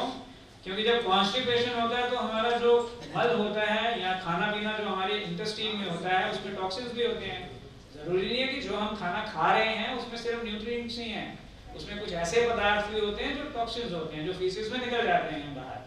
तो ट्रांजिट टाइम कॉन्स्टिपेशन होगा तो वो जो टॉक्सिन्स उस मल में होते हैं वो ज्यादा देर तक बॉडी में टच में रहते हैं सेल्स के साथ, जो इंटेस्टाइन के सेल्स होते हैं। तो जितने ज्यादा देर तक वो रहते हैं उतना वो ज्यादा नुकसान करते हैं। तो over a period of 10, 20, 30 years वो सेल्स में मैलिग्नेंट चेंजेस आना शुरू ऐसा नहीं है कि जो हम खाना खाते हैं वो हमारे इंटेस्टाइन्स को अफेक्ट नहीं करता है। जो भी हम खाते हैं वो इंटेस्टाइन के सेल्स को अफेक्ट कर रहा होता है। इसीलिए इंटेस्टाइन के जो सेल्स होते हैं उनका टर्नओवर 5 डेज का होता है। जो सेल पिट्स होते हैं ना, मिकोजा होता है, आई होप यू आप पता होगा आपको हिस्टोलॉजी में, मिकोजा, सब मिकोजा, मस्कुलरिस मिकोजा और वो जो सारे आते हैं आपके smooth muscle cells and then serosa, तो वो टच में आ रहा होता है। तो ये सेल्स की जो लेयर होती है, 4-5 सेल्स की लेयर जो मिकोजा की होती है, ये सेल्स जो है 5 दिन के अंदर अंदर ही शेड ऑफ हो जाते हैं, गिर जाते हैं, नए सेल्स आ जाते हैं, क्योंकि टॉक्सिन उन पे एक्ट कर रहे होते हैं। अगर एक ही टाइप के सेल रहेंगे तो वो टॉक्सिन एक्ट करता रहेगा तो इमीडिएटली बन जाएगा। तो बॉडी का अपना एक मैकेनिज्म होता है। तो ये टॉक्सिन्स जितनी देर तक रहेंगे बॉडी में, ज्यादा रहेंगे, जितना ट्रांजिट टाइम ज्यादा होगा उतना ज्यादा नुकसान करते हैं। तो chances of cancer are high in those populations. That is why Kashmir में सब मीट ईटिंग है वहां पे। तो एंड कैंसर का मैंने जम्मू में भी काम किया, कश्मीर में भी 20 साल जम्मू में काम किया, लास्ट 15 साल से कश्मीर में हूँ। कैंसर का जो वहाँ पे रेशियो है वो 10 टाइम्स ज्यादा है वहाँ पे। गॉल ब्लैडर का कैंसर ले लो, आंतड़ी का कैंसर ले लो, किसी भी चीज का कैंसर ले लो, वहाँ पे ज्यादा है। बिकॉज ऑफ एक तो वो स्मोकिंग करते हैं बहुत ज्यादा, मे भी ठंड के कारण, और दूसरा meat eating population. So lifestyle में अगर meat eating consumption, meat consumption कम कर देंगे, उस पॉपुलेशन में chances of cancer is very high. तो आपके टच में जितने भी पेशेंट्स आएंगे और जिनको भी इस तरह की कोई हिस्ट्री होगी किसी की फैमिली में, या आप उनको एक राय दे सकते हैं, काउंसलिंग दे सकते हैं to avoid constipating diet. And the major component of constipating diet is meat eating. इसकी डिटेल में मैं जाऊंगा नहीं, ये एनोमरेट किए हुए हैं। हर एक डिजीज को अलग अलग तरीके से कैटेगराइज किया होता है। कोई एक किसी डिजीज में एक टाइप का चीज होगा तो वो एडिनोमा हो जाएगा, फाइब्रोमा हो जाएगा, एंजियोमा, वेस्कुलर ट्यूमर है। ये फर्दर डिवाइड किया from treatment point of view. But ये होते क्यों हैं उसके ऊपर प्रिवेंशन पे छोटा सा एक पैराग्राफ लिख के हर किताब छोड़ देती है। तो हमारा ज्यादा जो ध्यान होना चाहिए प्रिवेंशन पे होना चाहिए, लाइफस्टाइल मॉडिफिकेशन पे होना चाहिए। ट्रीटमेंट पार्ट इज ओके, वो तो हमने करना ही करना है। उसके अलावा जो आप उनको गाइड कर सकते हैं वो प्रिवेंशन पार्ट है। अब मैलिग्नेंट नियोप्लाज्म में डिफरेंट टाइप्स आए हैं। जिस्ट होता है गैस्ट्रोइंटेस्टाइनल स्ट्रोमल ट्यूमर, इसमें जो मिकोजा, सब मिकोजा, स्मूथ मसल्स, उसके बारे में मैं बता रहा था। इसमें ये स्मूथ मसल का सेल होता है, जो होता है ट्यूमर होता है। इसमें स्मूथ मसल बढ़ना शुरू हो जाता है।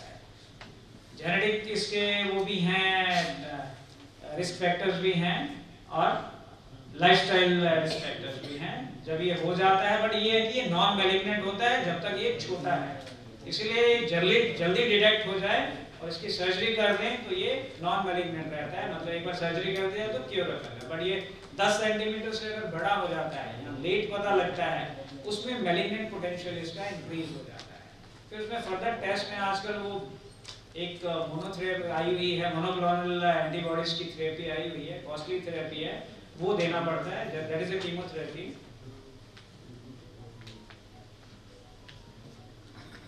एडिनोकार्सिनोमा किसी भी ऑर्गन का जो कैंसर होता है, मोस्ट कॉमन जो है एडिनोकार्सिनोमा, आंतड़ी का खासकर एडिनोकार्सिनोमा कहते हैं। It's a type of cancer. Majority of the cancer, 90% cancers adenocarcinoma के होते हैं। Adenocarcinoma responds very less to chemotherapy and radiotherapy. जैसे लंग का कैंसर है, उसमें रेडिएशन ऑन्कोलॉजी बड़ा अच्छा एक्ट करती है। ब्रेस्ट का कैंसर है, उसमें आपकी जो है कीमोथेरेपी अच्छा एक्ट कर जाती है, ERPR रिसेप्टर्स आ गए हैं। बट एडिनोकार्सिनोमा जो होता है, इसमें कीमोथेरेपी और रेडियोथेरेपी का रोल बहुत कम है।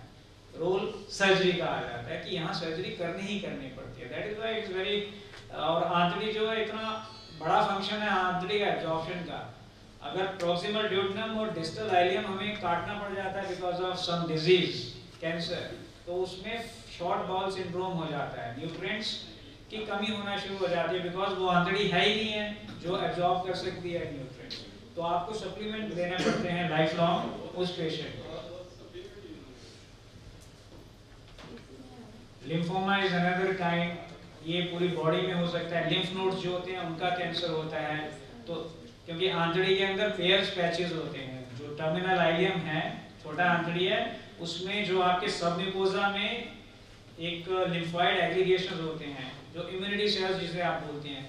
जैसे आपने कुछ खाया, उसमें मान लो कोई बैक्टीरिया था जिससे डायरिया हो जाता है, तो सबसे पहले जो टच में आएगा जब वो आंतड़ी के सेल के साथ, तो वहाँ पे ये लिम्फाइड एग्रीगेशन होता है पेयर्स पैचेस स्मॉल इंटेस्टाइन में, वो एक्ट करेगा, वो इसको निरस्त करेगा, उस पर एक्ट करेगा उस बैक्टीरिया पे, तो उसके कारण क्या होता है, स्वेलिंग हो जाती है। उन्हीं में जब अनकंट्रोल्ड स्वेलिंग हो जाएगी उन पेयर्स पैचेस में, तो वो लिम्फोमा बन जाता है।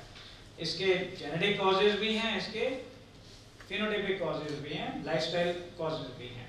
तो बट जब ये लिम्फोमा हो जाता है, लिम्फोमा की कीमोथेरेपी मैनेजमेंट है, तो चॉप रेजिम, कुछ chemotherapy mop and chop regimes कहते हैं हमारे इसमें, 3-4 ड्रग्स मिलके, बट वो ड्रग्स बहुत स्ट्रांग होती हैं।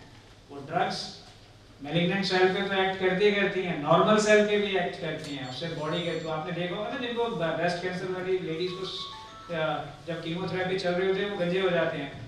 काफ़ी फिल्म स्टार भी हैं जिनको हुआ है इस तरह का ब्रेस्ट कैंसर, तो बाल एलोपेशिया हो जाता है, बाल झड़ जाते हैं, कीमोथेरेपी इतनी स्ट्रांग दवाई होती है, आपके नाखून गल जाते हैं, स्किन जो है एक्सफोलिएट होना शुरू हो जाती है। तो chemotherapy is not a simple medical management. तो लिम्फोमास का कीमोथेरेपी का अच्छा रोल होता है, उससे बिना सर्जरी के भी लिम्फोमास खत्म हो जाते हैं समटाइम्स कीमोथेरेपी, कुछ परसेंटेज ऑफ पेशेंट्स में। बट अगर उससे नहीं फर्क पड़ता है then surgery is the last resort, हमें वो आंतड़ी का पार्ट काटना पड़ता है जहाँ पे ये लिम्फोमास होते हैं।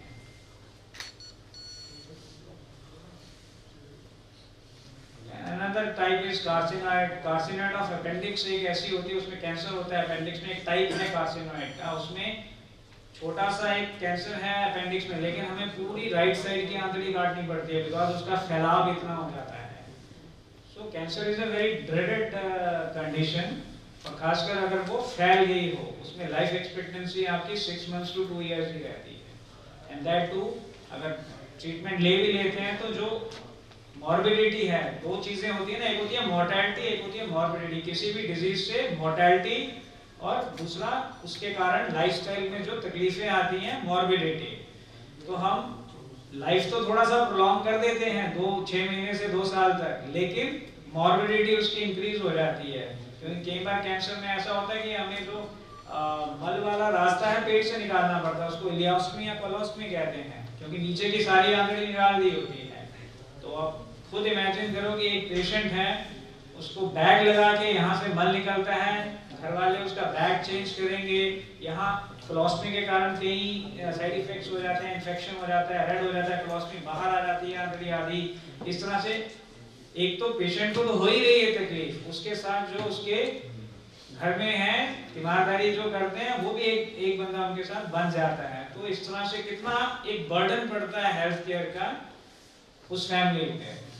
सो the best way is to prevent. मैं फिर इसी पे जोर दूंगा कि हमें अपना लाइफस्टाइल ऐसे मॉडिफाई कर देना है कि ये चीजें हो ही ना। देन कुछ डिजीजेज आती हैं जो फंक्शनल डिजीजेज हैं। अभी तक तो हम मॉर्फोलॉजिकल बोल रहे थे, जो कंजेनिटल, इन्फ्लेमेटरी, नियोप्लास्टिक और ट्रोमेटिक मैं बोल रहा था वो मॉर्फोलॉजिकल है। अब आ जाती है फंक्शनल, जैसे आम सुना होगा आपने कि या मैं खाता हूँ कुछ भी नहीं पचता है, या पेट फूल जाता है, या डायरिया हो जाता है, तो उसमें पाचन शक्ति की जो है कमी आ जाती है। उसमें माल अब्जॉर्प्शन डिजीजेज हैं, उसमें बड़े नाम है, tropical sprue, Whipple's disease, coeliac disease, lactose intolerance. आपने सुना होगा कि दूध पीते हैं तो उस समय फ्लैचुलेंस या ब्लोटिंग या डायरिया हो जाता है। तो इसमें भी जो है इतना शोध हो गया है कि आप बायोप्सी लेते हो, उससे आपको पता लग जाता है हाँ इसमें इस तरह की है, तो ये वाली चीज नहीं खानी है आपने। जैसे ग्लूटेन फ्री खाते हैं ये जो आपके स्क्रू वाले होते हैं, एक पर्टिकुलर टाइप का जो खाना होता है, किसी को मिर्ची से होता है, जैसे ही मिर्ची खाएगा तो उसको एकदम जैसे एलर्जिक रिएक्शन होता है वैसे हो जाता है। तो उस तरह की चीजें डायग्नोज हो जाती हैं और उस चीज को अवॉइड करना होता है, तो उससे वो इम्प्रूव हो जाता है।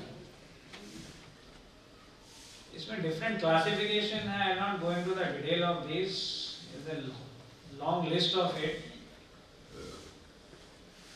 एंड क्लिनिकल पिक्चर सबका ऑलमोस्ट एक जैसा होता है माल अब्जॉर्प्शन का।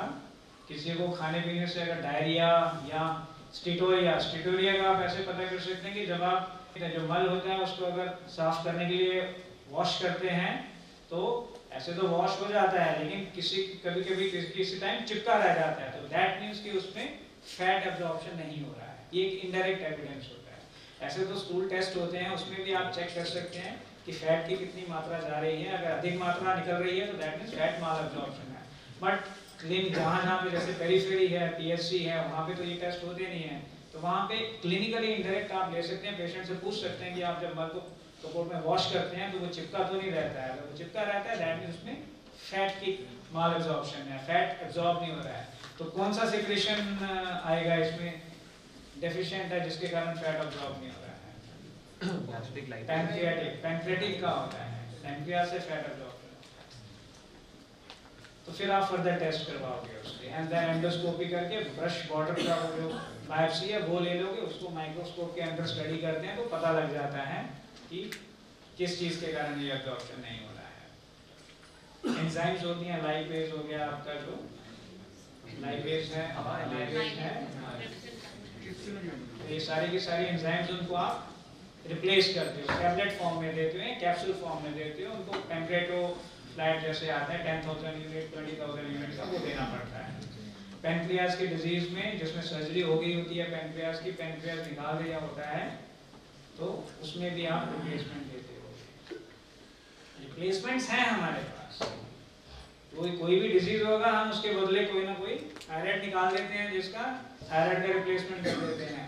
रिप्लेसमेंट्स हैं हमारे पास, लेकिन है कि वो रिप्लेसमेंट्स जो हमारा नेचुरल है उसको कम्पीट नहीं कर सकता है। जो चीज़ नेचुरली बॉडी करती है उसको जो हम एक्सोजेनसली मतलब बाहर से जो देते हैं, सप्लाई देते हैं, वो कवर नहीं कर सकता है। फेलियर टू थ्राइव, वजन कम हो जाएगा, फिर बोलेंगे कपड़े ढीले हो जाएंगे, कमजोर लगने लगेगा, ये भी माल एब्जॉर्प्शन की निशानी होती है।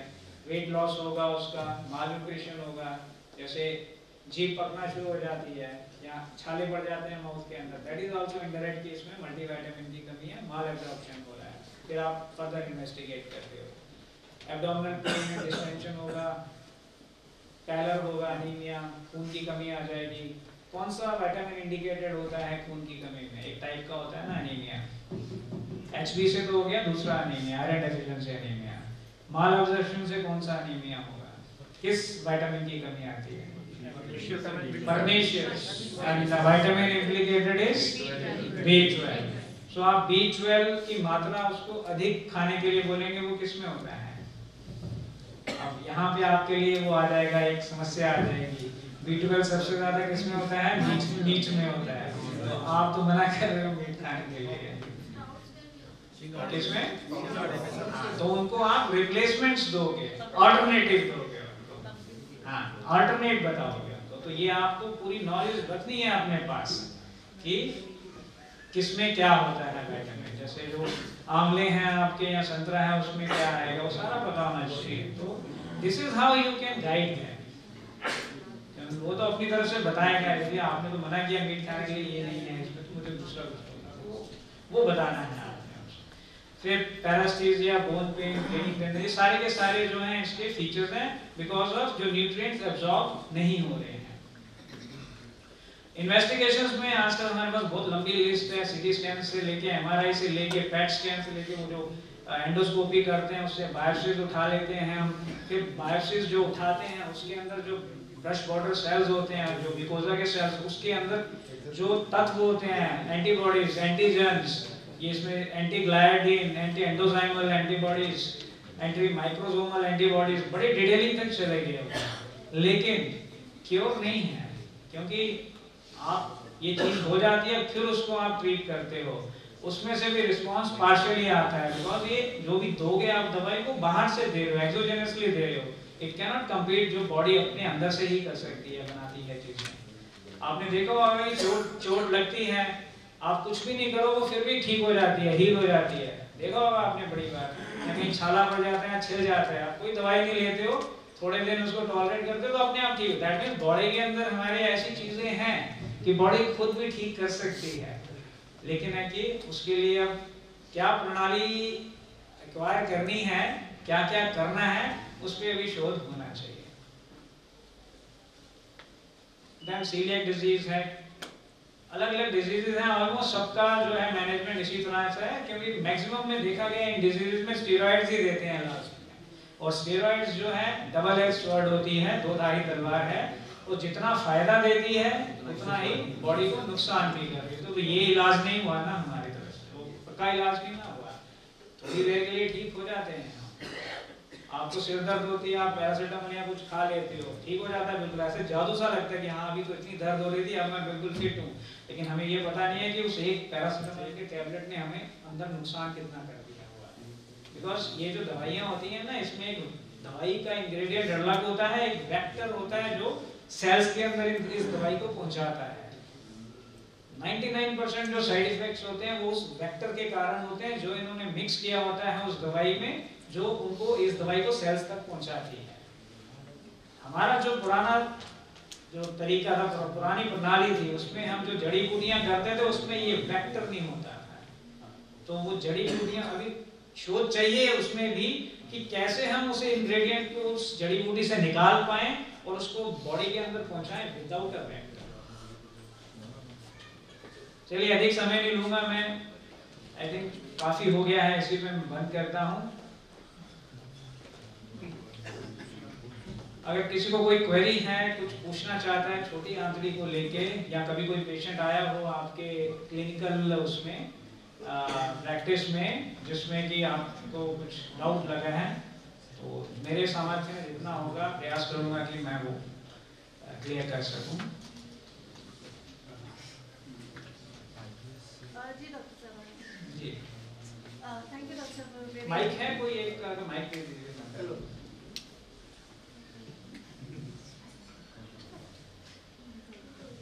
Thank you sir for a very patient. This intestines was removed surgically. कितना पार्ट?